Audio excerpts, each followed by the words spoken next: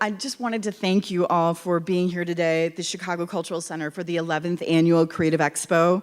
This is, of course, our keynote presentation with Carrie Nahabedian, and it'll be presented by Elizabeth Alfano. Just as a personal note, I know Carrie from days when I was starting out as a milliner, long before I became, my name is Tanya Gross. I work for the Department of Cultural Affairs and Special Events. Just stepping back just a moment. I'm also responsible for Division of the Creative Industries, Culinary Arts, Fashion, and Design. So I met Carrie when we were partnering for a La Dame event, and we were partnered to produce a food and hat idea. We were given two inspiring words. It was cinnamon and circular. And so this occurred really, really early in my career as a milliner, and it was one of, I know, and I still have the images, and I just, when we were looking for a representative as a keynote speaker for this wonderful event, we asked Carrie, and she said yes, and we just know her to be the most generous and kind person, even to a young designer, and I'm just very thankful for that, and I'm going to get emotional, because she's just so awesome. We all know this. You're in a room full of love, I think, and so I think they're all at the St. Patrick's Day Parade.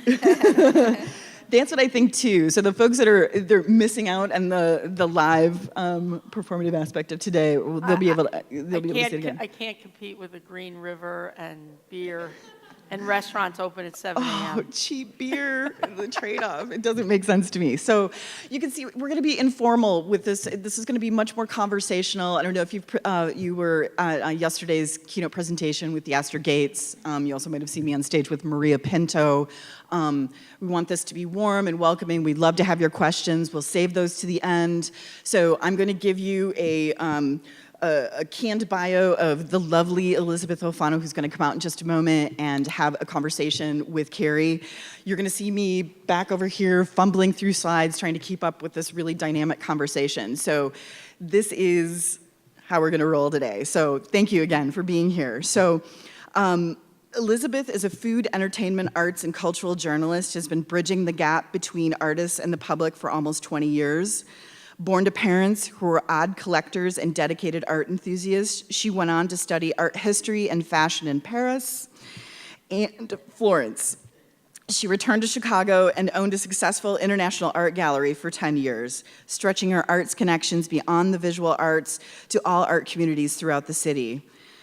So this is an amazing individual and completely dedicated to the creative industries on her own. In 2009, she started her production company, Fear No Art Chicago, which launched its first show, Fear No Art, on PBS, WTTW, with Elizabeth Alfano, as its creator, executive producer, and host. The success of the show was remarkable, and with the gaining momentum of the internet, it branched out to a very popular bi-weekly web series.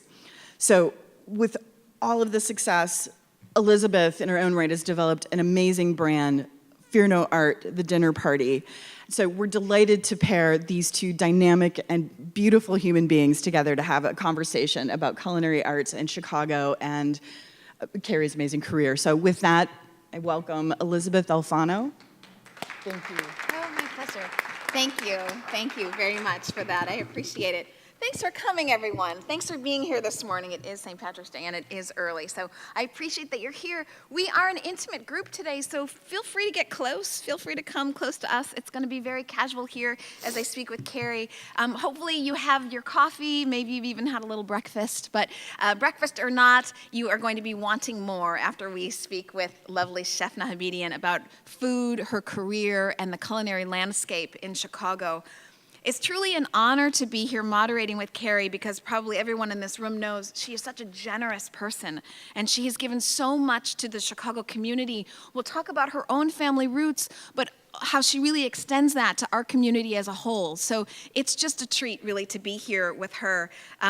Sadly, her list of accolades is so long that I'm going to read you about her 35 years briefly, just to get you a background of basically how great she is. So Carrie started her career with a 3-year apprenticeship at the Ritz-Carlton Hotel in Chicago. She moved on to Atlantic City, New Jersey to become the assistant chef to the guard manager at the resort's casino hotel.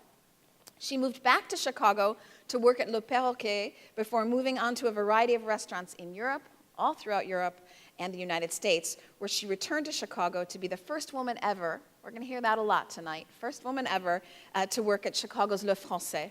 In 1989, she became the sous chef at the Four Seasons Hotel Chicago, going on to become the executive chef. The first time she would hold that position, she would then move with the Four Seasons on to Beverly Hills in LA with a long stint there. After 8 years, she returned to Chicago, and in 2000, and she opened NAHA. So the rest is history from NAHA. But in 2008, she was finally officially recognized for NAHA with a James Beard Award for the Great Lakes region. She has, and correct me if I'm wrong, it's 6 years running Michelin stars for NAHA. 4 years in Chicago. 4 years in Chicago running. This is a fun one, September 22nd of 2009, Mayor Daley made that Carrie Nahabedian Day, which was the same day that she was inducted into the Chicago Culinary Museum's Chef Hall of Fame. As we discussed, she has Michelin stars, and in 2012, NAHA was recognized with 4 diamonds for the AAA Motor Club. This year, and who doesn't know this, she has been nominated for the James Beard Award Outstanding Chef for the entire country, as well as her new restaurant, and we'll talk all about it, Brandy, is also recognized with a nomination for the most outstanding new restaurant in Chicago. None of these are small feats in and of themselves. She's the short list of women who have Michelin stars, and only 3 women prior have won the Outstanding Chef Award for James Beard. So when that finally gets nominated, we all know how that's going to go. I'm also sort of thrilled to say that Carrie's going to be with me on March 31st. She'll be the executive chef, invited to be on my show, The Dinner Party. On The Dinner Party, I invite 3 Chicago celebrities and then a guest chef who cooks for us. And over food and wine and conversation, the show unfurls. And it's really lovely. Everybody in the audience is eating the same food that she's making. And so it's a great event, and hopefully you'll come on March 31st. So I think you know that I'm Carrie Nahabedian by now. So I'm going to show you a progression that this beautiful slideshow is made by my talented cousin Tom of Bureau of Architecture and Design, who designed our restaurants at NAHA and Brandy. So I started my career, as you just saw, at the Ritz-Carlton. My father was a carpet layer with Marshall Fields, and they had been brought in to do the very detailed work. And I had already started to cook at home. And my father's a combat wounded World War II veteran. And all the chefs that came to the Ritz-Carlton, I was in high school at the time, were all from France. And my dad started talking French to them and said, you know, I was part of the Americans that liberated Paris, and that is gold, because French love Americans because they're free because of all that the Allies did in World War II. So that got me in the door. He told them, my daughter loves to cook, and that was my in. My inspiration starting in my life was our late grandmother, Rose, and she provided the love and the passion, and she just had beautiful hands, and she cooked so incredibly well. And when you go to a restaurant and you have food and you think it's good, but it's kind of sterile, we always say in the kitchen it lacks love. And this is the man that brought me to where I am. He was my mentor, Fernand Gutierrez, a powerhouse in Chicago in the 70s, 80s, 90s, even into 2000. He created more executive chefs for Four Seasons than any other person. He created Susan Weaver with Let Us Entertain You, Sarah Stegner, and that was at his hometown in Dijon. I also learned the very lost art of classic French cuisine, which this is all but lost at this point. I guess I could dig it out of my brain. But these were some early pieces starting out with chaud-froid and roasted quails and truffles and presentation. This is a very ancient photo, 1979, Atlantic City, which Atlantic City doesn't look anything like this now. And we were brought into Resorts International. It's the one and only time in my career that I decided I was going to see what the other side of the spectrum from fine dining. And we were feeding 10,000 people a day in 1980. 10,000. And so there's a team of us from the Ritz that came, and every day we would make all this beautiful food, and at the end of lunch, it was all gone. And I would just be like, oh my God. So needless to say, it wasn't my thing. And I made a lot of money, and I was able to go to Europe, which is my whole big goal, was to go to Europe, make a lot of money, work 6 months. And I came back, and my father questioned, what? I don't understand. Why can't you just work at a country club? Why do you have to work all these hours? So I thought the best way I was going to do it was I was going to cook for my entire family, like everyone, all my cousins, everyone. And this was a meal I cooked. I have all the good china from my mother's house. And that kind of cleared the way for my father to understand, okay, let's just, we'll just give her a big, long leash, and sooner or later she'll yank back on it, and we'll get her back in the fold. But then I went on to Le Perroquet, which Jovan Trebojevic, another mentor who here is, this picture is hung in my office in every place that I've worked since I worked at Le Perroquet, and it was the epitome of details. To this day, it was a beautiful restaurant right on Walton, across from Bloomingdale's, and you entered through a very jewel box elevator with an off-duty Chicago policeman who opened, and then it's very much a New York, London restaurant. And as you see how, when you get to the photos of Brandy, it's that similar feeling of being in a very refined, comfortable environment where every one of your needs is looked after. And Jovan, that was a tremendous experience. And I left there to go to Europe. But before, my first foray into American dining, my sister and her fiance, we went to San Francisco, and we ate at the legendary Chez Panisse. And it was the first time that I had seen farm-to-table cooking. This was 1980. And then I went to Europe. So this is in one of the markets, and I just couldn't even, for Americans to go to Paris and to see the excellence of the food and the love of the products, and that the French shop every single day. They shop every single day. So whether or not they're buying those rabbits, I came back and I went to Le Francais, to Jean Banchet. And my in with Jean Banchet is that I already had started my own name in Chicago, that I was gaining a reputation for just my details and just my level of cooking, and that there was no shortcut. There was only one way, and that was it. And it also helped that I ate at La Pyramide in Vienne, in France, which was a 3-star Michelin, my first 3-star Michelin restaurant. And that's where Banchet trained, where Paul Bocuse trained, where the legendary Fernand Point started in the 1920s. So when he said to me, "Where did you eat in France?" I said, "I ate at La Pyramide." I was gold. So this was our class, and he always said this was his favorite group of chefs, because we all have gone on to excel in whatever arena that we went into. There's Carlos over there, as you can see, and there's a number of chefs. Jeff at the top is the chef at Torrey Pines in La Jolla, California. There's a number of chefs that own restaurants here.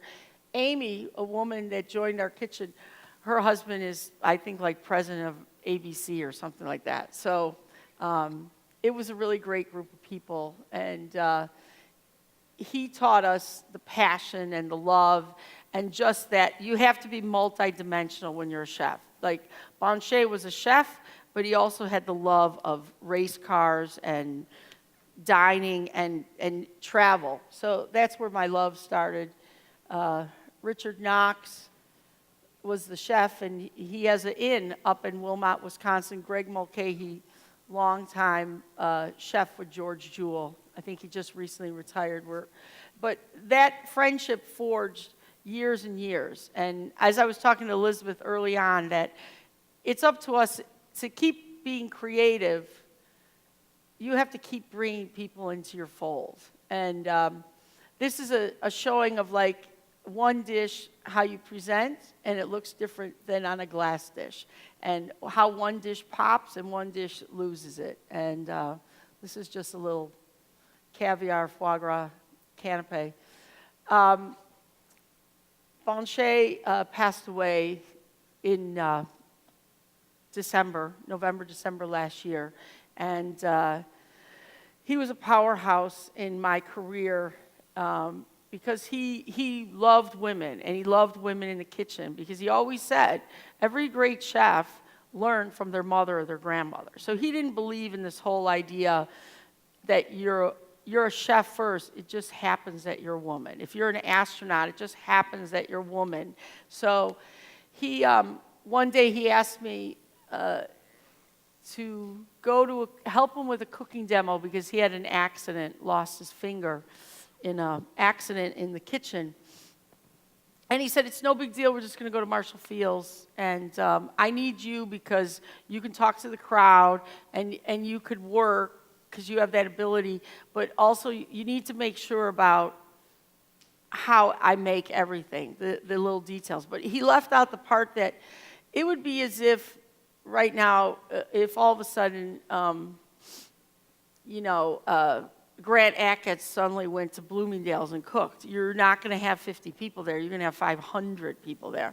So I walked out into I went in the bathroom and changed, and and I came out there, and there was like 500 people, and I was like, oh my God, this is, because he was the icon of Chicago cooking, and it was a lot of fun doing that event for Villeroy and Bach. We just, you could see I was very young. I think I was about 21, I believe. This is 1981, I think, something like that. I'll just hop in for a second here. So Carrie mentioned that we were talking right before the show, where do you get your inspiration, and how can you be your most creative self, basically? And we're at this conference here this weekend, so that's what we're interested in. And one thing that's remarkable about Carrie, there's a great quote from Steve Jobs. People usually aren't born creative. They're as creative as their world is large. So if they have lots of dots to connect, then they make lots of creative connections between these dots. And if they don't have lots of dots, then they have less possibility for creativity. Look how many people Carrie has gone out of her way to meet and bring into her life and bring into her fold. And it seems to me that maybe is one of the reasons that you're so creative. You've got so much to draw from. Well, also, life can be very boring. Why do you need to be, you need people in your life. And these are my parents at the Boca's Door event, 1992. This is Norman Van Aken and Charlie Trotter. We all opened a restaurant together, and for Marshall Field. And this was opening first dinner at Trotter's that he had guest chefs at. And you can see Charlie's right there. That's Emerald. Emerald, Rick Tremonto, Gail Gann, Jean Joho, Barbara Trope, Sanford D'Amato, Norman. I'm up top, the late Patrick Clark. It was quite an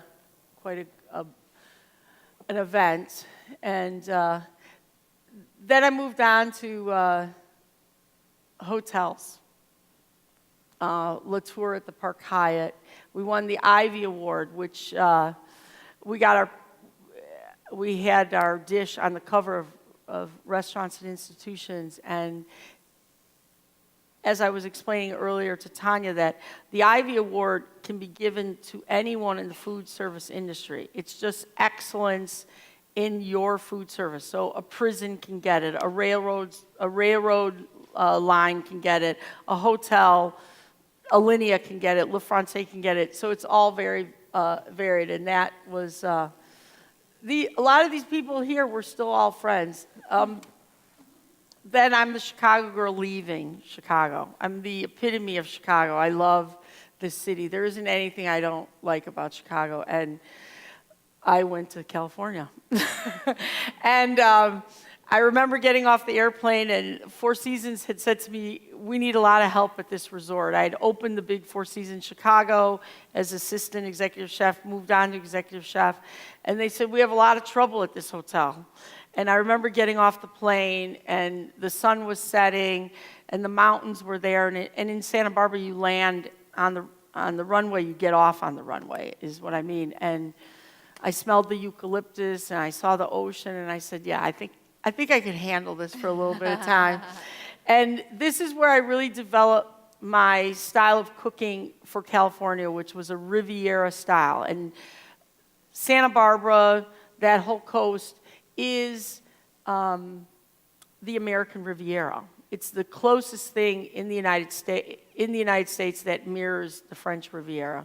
And that's where I first forged a relationship with farmers that continue to this day. You saw the honey. We used to buy our hives and our honey from San Marcos Honey in Santa Barbara, and as you'll see later on, we have our own hives here in Illinois. Then there was trouble at the Four Seasons Beverly Hills in terms of there was a lot of expansion in the luxury market, and everyone wants to keep their slice of the pie. Just like now, every restaurant that opens, it's great for competition, but know that you're going to lose a slice every day. 10 people are going to go somewhere else to try it out, and that's why you have to you could never have a bad day in a restaurant. And so they asked me to come to LA to just step up the program. And some of the little things we did were, that brought children and families coming back was, like that big pumpkin. We grew the pumpkin and we had it carved in. And the Four Seasons LA catered to the music and movie industry. And one of the, you became a little jaded that you saw so many movie stars on a constant basis that it became second nature, that they're just people and they just want to eat, and that environment. And we did this contest. This farmer came to me one day and he said, we can grow a pumpkin for you and we can carve your logo into it and it'll grow. And it sounded goofy enough that he needed something to start it off. So I said, yeah, sure. So we had this contest, like you could win like a week in London if you guessed the weight of the pumpkin. And it was at the entrance to the restaurant. And only myself and the director of PR knew the weight of the pumpkin. And every day she would pull the things out and we'd go in the office and we'd look and she'd say, oh, look, Harrison Ford thinks it's 868 pounds, and Robert De Niro thinks it's like this. And it was kind of funny that they can buy and sell the Four Seasons, and yet they're sitting there, how much do you think it weighs?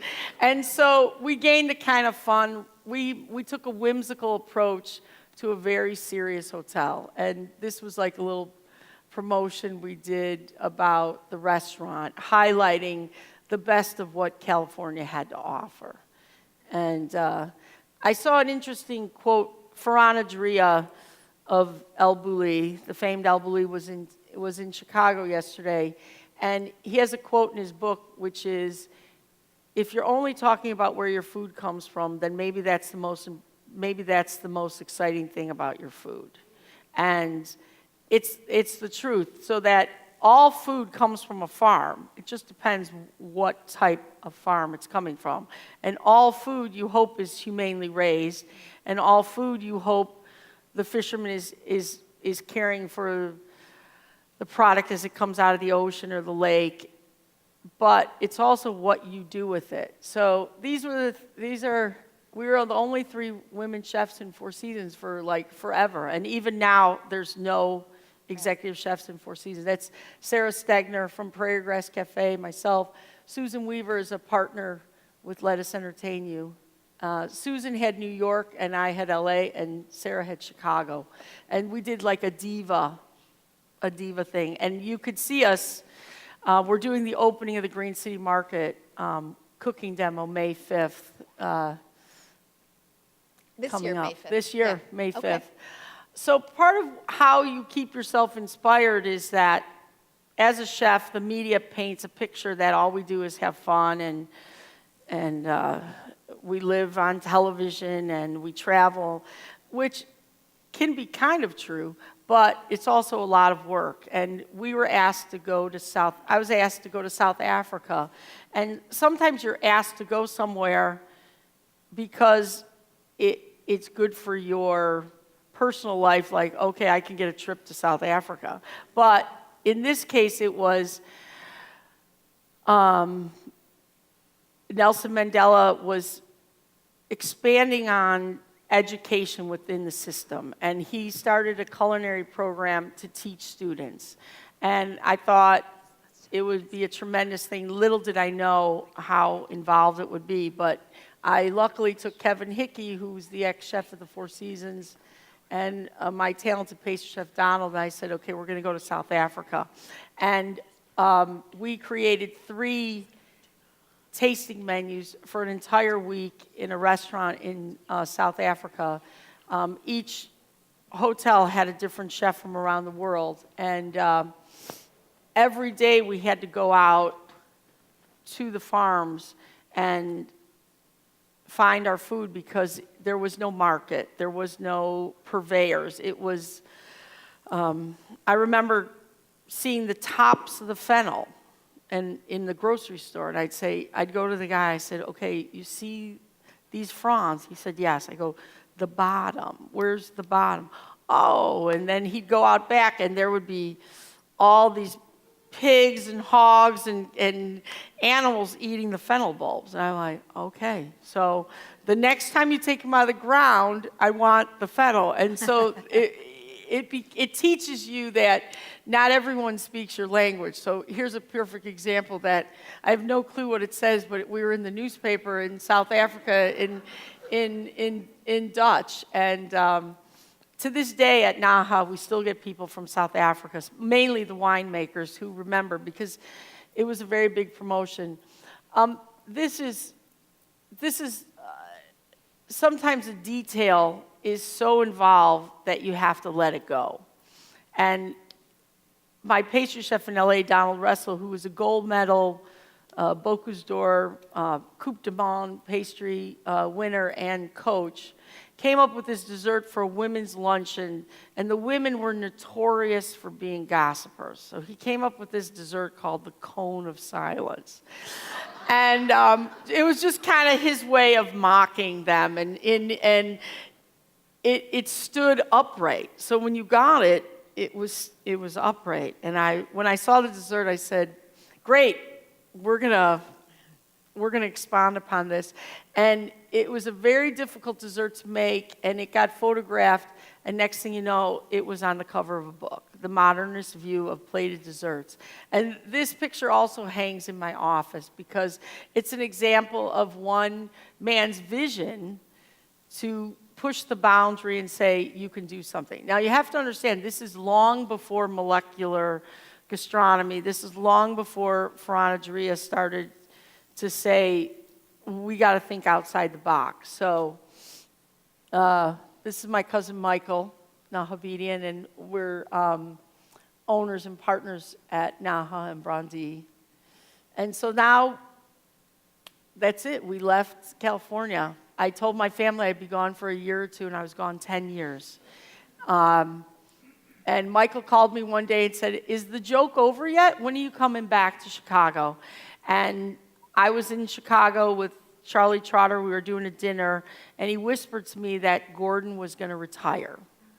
And he said, with a personality like yours and with your passion, you can't have a little storefront, which he was only saying what I'd always said, which is, I can't have a little storefront. Michael and I, we would just be at each other's necks every minute in such a small space. So we were able to get the Gordon space. My cousin Tom, who's here in the front row, created the design, the architecture, and the style. And I always say that no matter, even on the worst day, it's pouring rain outside, you're having a horrible day, you walk in the space, and I just love it. Laura Fosberg, the artist who created all the artwork for NAHA and Brandi, is here as well. This is just a lot of food. Hopefully will get you very hungry. Yes. Yes. Right. And it just goes through the seasons. It's just, yeah, it just shows you, we're talking about details. It's like that ice cream, you wouldn't put ice cream just on a plate because it's going to slide all over. So, okay, you're going to create a small bed. And in this case, it's Sicilian pistachios in one area, which is chopped, and then you, with a microplane, you grate them and you get a different effect. And can you talk a little bit about how details are important to you, because you're really known for having sort of the devil is in the details, and how important that is in your work and how that makes it stand out, or what it means for you to be detailed? well, I have to say it extends all the way. You can see, you know, my mother always says you have to set a great table. You know, like people eat with their eyes. Everyone knows that. But details can be just in the way that you dress and the way you look, or your home, or the way you shovel your snow. But for me, it's all about making that impression. It's making that difference. And like Tom created this. This is our honey from Elburn, Illinois, and the label mimics honeycomb. And some people notice and some people don't, but most of the people, when they notice it, they're like blown away that that's a detail. And I live by some small mottos that I keep to myself in terms of, you know, what sets you apart. And I have to say, like, I have a paperweight on my desk. The difference between extraordinary and ordinary is that little extra. And sometimes it's just that little bit of love, that how you finish a sauce, or how you swirl the butter in to bring out the sheen, or the mincing of the herbs. We have a number of private label wines, and Tom always designs them. This is our first Greek wine from George Skouros, a Moscafilero, James Beard Foundation. Getting recognized that, you know, sometimes it's on your radar, sometimes it's not, and all of a sudden it just happened, and it was a good day. Then Michelin came to town. We were all worried about it, and here we are. This is just this year at the event with Michael, and here was our detailed review. And Académie Culinaire de France. This is just last year as well. It was the first year that they allowed Americans. It's the first year they allowed women. And I was a recipient, and it's Academy of French culinary professionals, and bestowed upon individuals who continue the practice and the disciples of what French cooking and the basis of French cooking is all about. And here's some. This is we do a lot of philanthropic work, and I asked a fish company if they would donate a trip to Alaska for the Green City Market for the auction, and the owner of the company said, "Yeah, if you take them up there, I'll arrange everything, but I'm not going. I cannot entertain." People, and a lawyer and his wife bought it, and at the last minute they had to back out because his case. So we all went instead. Sarah Stegner, Linda Calfiore's in the front row, who founded the Cordon Bleu. That was Rohit. We actually ate king crab right out of the water of Olga Bay, which, as you know, the only time you see king crab like this is when you're on Deadliest Catch, because the crabs come out of the water, they're flash frozen right on the ship. and they're packaged. You don't even know that it's all done out to sea. So the water in Olga Bay, there's 5 houses on this massive bay in the middle of the Kodiak Peninsula in Alaska. And the Barkers, Bill and Ann Barker, had to constantly remind me, because I'm a beachcomber at heart and I'm a nature lover, that I would just suddenly stroll away from the house and they would come running and go, it's Kodiak National Park. I go, yeah, what does that mean? Well, the Kodiak bears. And so we would see the bears all over the place, and we flew in by float plane, and they did pots. They pulled them up from 500 feet. We cooked them in the water of the bay, and it was just melted butter. And this is an inspiration for me at Brandi, a dish we did. We couldn't recreate that flavor because we can't get fresh crab legs, but it was just the whole idea that it provided that experience that you can never have again. The gorillas in Rwanda, this is in Europe, just living the good life for the moment. So this was the inspiration. I'm always asked, what inspires you, what keeps you motivated? And my big thing of what keeps you motivated is that there's a lot of people that rely upon Michael and I for their livelihood. And that's your main motivation, is that you have 50, 75 people that rely upon you, and those 75 people have 150 people that rely upon them. But Brandi is a real labor of love, and it came out of Chicago came out of the recession, the downturn, bigger than any other city in the world. People were just waiting in the wings, but when everyone came out, they went more low-key. They went comfort. Like, how many hamburgers can you really eat? How much shared plates, no tablecloths, paying for bread? My laundry list of, I say all the time that the recession made anything possible. Like, just look at the airlines, about that great love of flying that everyone had suddenly becomes a very harsh experience. So we created, these were the inspirational photos for Brandi. And you ask, like, how does a restaurant come out of that? Well, you're going to see. These were the things. We did this was one of my favorite magazines was Gourmet, and I always say I just once want to see a magazine at Thanksgiving that doesn't have a turkey on the cover. But they took that and they ripped open that pomegranate instead of cutting it, and it just showed that raw nature. And so Tom took these photographs. The first one that you saw of the forest, that's what Tom and my cousin Michael, I think, gave to Laura and said, like, we're thinking something like, I don't know, like when you were a kid in the forest, when your parents let you play in the woods and bicycle in the woods.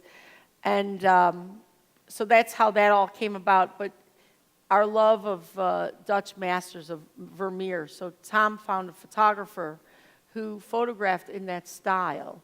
And these were dishes that were created on the website. This is the start of a dessert right here, and there's part of the finished dessert. These are the graphics. Michael came up with the name, Brandi, which we don't care if people call it Brindle. We try not to correct anyone. But a lot of the details, it means branch with a new growth. A lot of the details have never been seen before in architecture, but certainly not in Chicago. This beautifully turned window of glass, the facade, the lighting fixtures. The lighting How fixtures. even every plate matches with a little Brandi on it, a little twig on it. It's just such a harmonious space. It's just, we wanted to create a restaurant that would be seen in New York or Paris or London in an upmarket neighborhood. And I have to tell you, in Paris and London, these restaurants, they're all over. Restaurants of this refinement, And coming into Chicago, we came upon this space. It's just up the street from NAHA. It's 46 seats, and we've been open almost 11 months. The room is dominated by 3 major pieces of art called Yes, 3 ways of yes, 3 kinds of yes. And that's the first thing that people notice after, obviously, the facade. When they walk in is like you're being transported, and each one is distinctly different, and people notice things. This is a detail on the wall, different levels of concrete and how it's applied of texture, and it's really a beautiful space to sit in. Our biggest problem at Brondee is that no one wants to leave because they get very comfortable. Yes?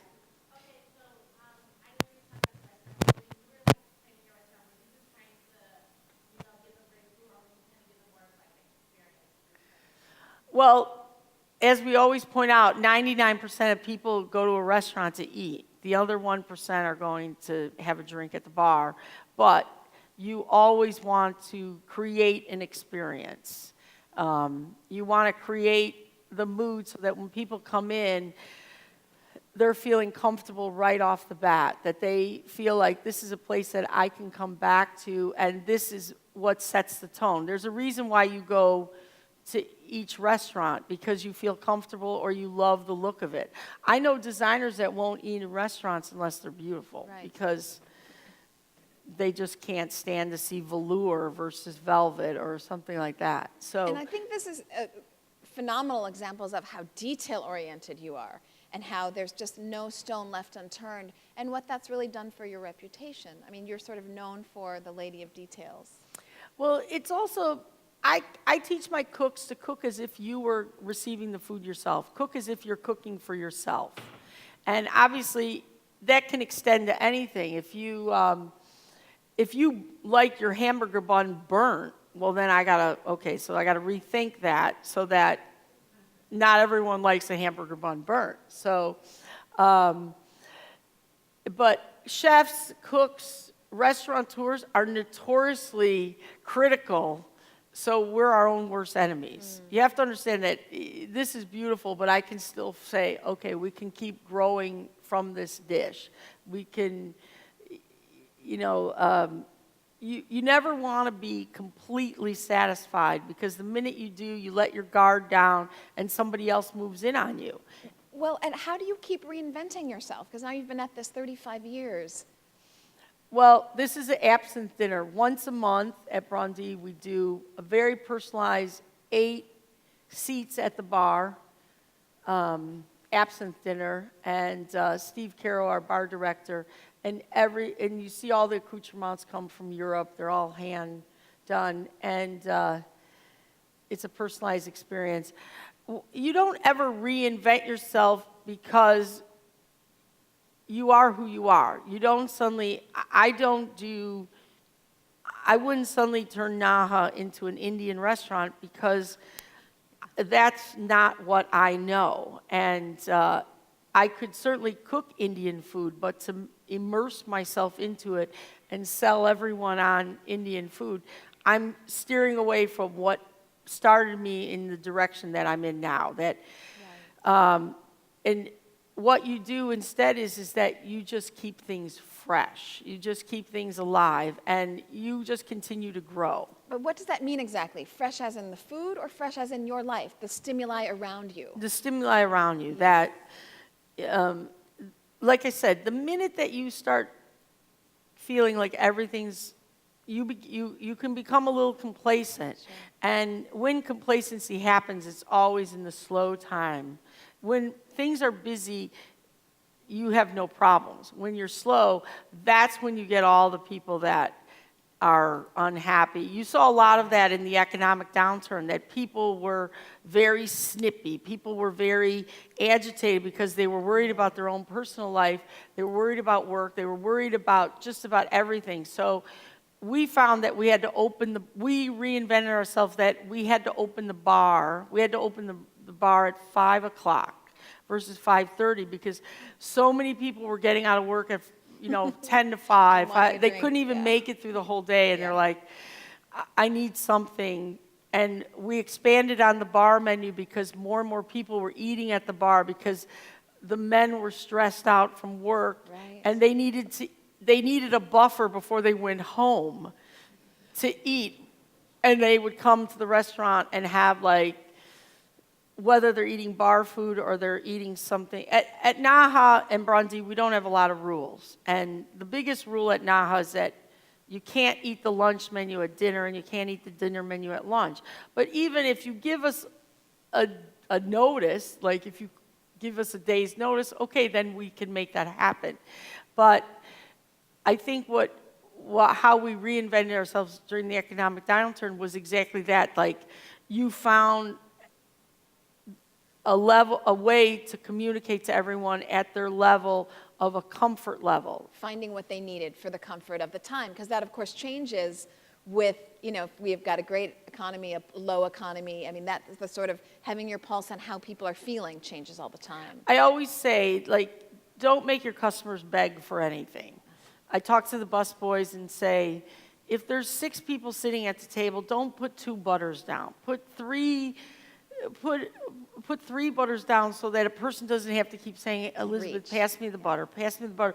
And then they're judging you each time, like, wow, she's fat lot and of she butter. wants more butter, and can you pass me the bread? It doesn't cost you any more money. Just give the person what they want. Like, how many, there's one day I said it to a young cook in the kitchen who was voicing off about that I didn't like something that she had done, like the manner. And I said, it's not all cupcakes and milkshakes. And it kind of stuck in the kitchen because it's true that every day can't be kiddie land. Every day it can't be a rosy day. It pours rain sometimes, and you just have to adapt yourself. And my philosophy and Michael's philosophy is that once service starts, we don't care about the office. We don't care about the beverage tax or the report or anything like that. Our office is the dining room and the kitchen.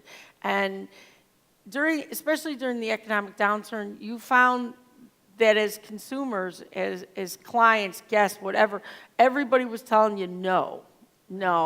Do I have to pay for this luggage? Yeah. Yes, You do. and yes, you have to pay, but no, you can't get a discount, and no. So we just decided we were going to be the opposite of that, I can't do Cherry's Jubilee and I can't cook tableside, but we expounded on the cocktail list. We made the bar menu bigger, and we brought in that attitude that details do make the difference. And I keep talking about it because there's a reason why NAHA's 14 years in.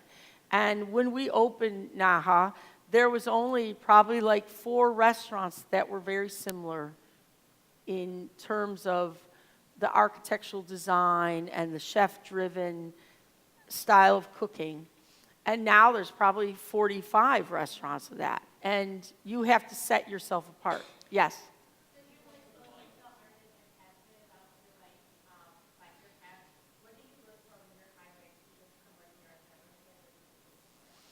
If you'd like to come up to the microphone, then everyone can hear you. She That would be great. She asked, how do we hire and what do we look for? And what we look for is enthusiasm. We look for a personality. We look at their experience second, because I didn't go to culinary school. I guess it didn't really come through in my presentation, and it's well known that I didn't go to culinary school. And a lot of students come to me and do their externships, and when it's time for them to leave, they're like, I don't want to go back to school. And it's because they have their hand in the candy jar, and they want to keep their hand in the candy jar. They don't want to go back to class and sit in a classroom and see somebody else making the stock, or they don't want to make stock for 5 days. They want to cook. They want to be in the action. And I'm like, you got to go back to school, because number one, your parents are paying for you to go to school. You have a big education. Finish it up, because what worked for me in 1976 when I graduated high school has changed. Yeah. But someone opened the door for me, so I always try to open the door for someone else. But that said, I've opened the door for many people, and they shut the door all by themselves. Some people can't handle, they talk the good game, and they want the first experience, and they come in the kitchen, and they're raring to go, but they're just not up for it, because mentally, physically, that's what makes the food service industry so tremendous, is that there's something for everyone. Can you talk a little bit about the hours and demands of kitchen life? And then I'd also like to know how, when you're working these incredible hours, you then have the time and energy to open to something like Brandy and sort of open yourself up to new ideas. And so you're doing all these hours of cooking, but you're also creating. Behind those hours, you're thinking of a new restaurant and trying to execute that. Well, I think you open a second or a third restaurant with a momentary lapse of insanity. Yes, you must. What happens is, my father, we're a little old school. My parents this year will be married 65 years. Wow. And when I lived in Los Angeles, I never understood why Christmas Eve and Christmas and Thanksgiving Eve and Thanksgiving were so busy, and it was because everyone was divorced, and the mothers would go on one day, the fathers. And my father, actually, when I told him we were opening Brandy, well, at the time we didn't have a name. Brandy came like 2-3 months before we opened. He said, "Why? Why are you doing this at this stage of your career?" And my answer was, we have a lot of tremendous people that work for us that need the opportunity to go to the next level. And if we don't open something, we're going to lose them to someone else. Plus, we have an opportunity to create something. And you have to take the risk. You can't get too comfortable. You can't be scared of failure. I mean, the worst thing that can happen is that you lose a lot of money and you get a bruised ego. That's the worst thing that can happen to you. I interview a lot of chefs, and some of the top chefs in the city for the dinner party, and they all seem to have the same idea, and I wondered if you could expand on this, their commitment to community. So beyond the dollars and how much money your restaurant is making, your commitment to the people who are working for you, your commitment to train them and to open doors for them and to open opportunities. I wonder if you could talk about your commitment to community, because you are so involved. Well, I don't know who started, but the community as a whole, there's a lot of philanthropy that goes on, philanthropic work, because food and wine, food and drink bring people together. Yes. And that's one of the bases of the dinner parties, that people open up. When someone passes away and you go to their house, you bring food to comfort, because it's a way of reaching out. It's a way of bridging a gap. And it's a natural thing for the restaurant community to step up for any charity, every crisis, every deed that needs to have money raised for it. But I have to say that as much as I do, and my sisters bought me a pad of paper that sits on my desk that says, "Stop me before I volunteer again." The thing is that you do the work that you believe in. So we do a lot of work for the Greater Chicago Food Depository.